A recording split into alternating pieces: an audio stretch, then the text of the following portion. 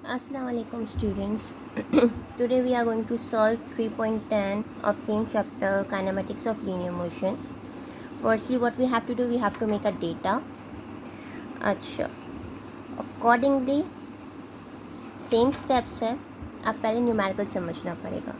Numerical में क्या given है? A stone is dropped from the top of a tower, takes 5 second to reach the ground. Means एक tower है, उस tower के टॉप से एक स्टोन को नीचे फेंका गया है. यहाँ से लेके यहाँ तक के जो उसकी मूवमेंट है, उसके लिए उसको जो टाइम रिक्वायर्ड हुआ है वो है 5 सेकेंड. अब इसमें सिंपल आपको सिर्फ एक ही चीज़ गिवन है, टाइम इज़ 5 सेकेंड. और आपको कुछ भी गिवन नहीं है, लेकिन इधर इन्होंने बोल दिया है calculate the height of the tower, take g is equal to 10 metre per second square.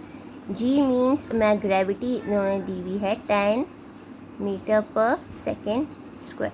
अब मैं आपको बताती हूँ कि इस न्यूमेरिकल को सॉल्व कैसे करना है. जी, तो इस न्यूमेरिकल में जो चीज़ आपको रिक्वायर्ड है वो है हाइट.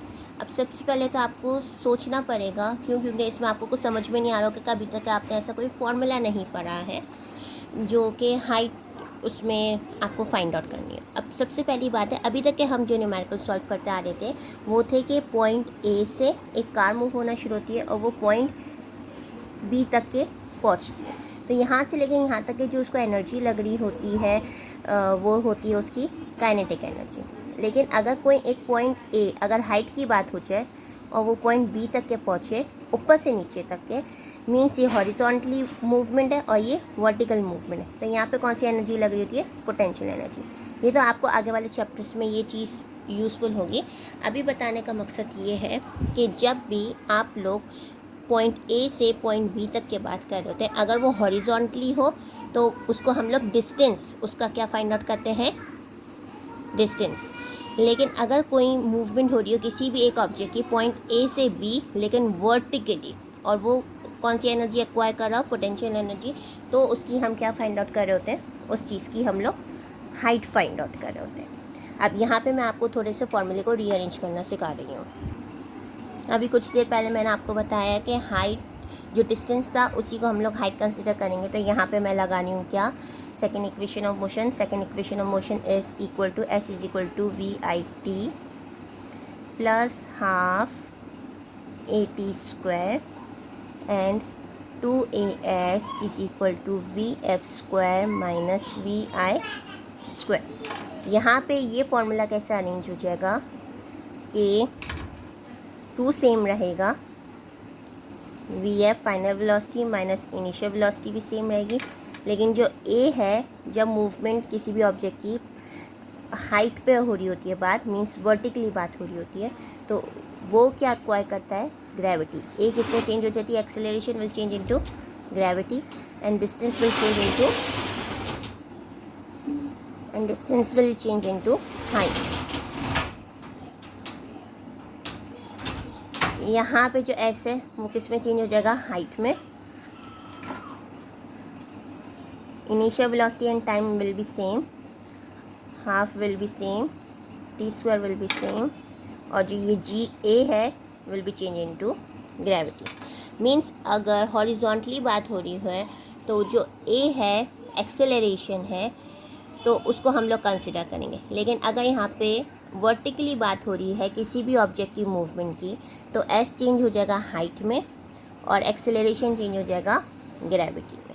ये फॉर्मूले ऐसे करके अरेंज हो जाएंगे. यहाँ पे जो हम लोग फॉर्मूला यूज़ करेंगे वो हम लोग कौन सा फॉर्मूला यूज़ करेंगे? ये वाला. लेकिन इस फॉर्मूले को यूज़ करने के लिए आप लोग सोच रहे होंगे कि ये फॉर्मूला हम कैसे यूज़ कर सकते हैं. देखिए, हमारे पास टाइम गिवन है, टाइम यहाँ पे लग जाएगा, यहाँ पे लग जाएगा.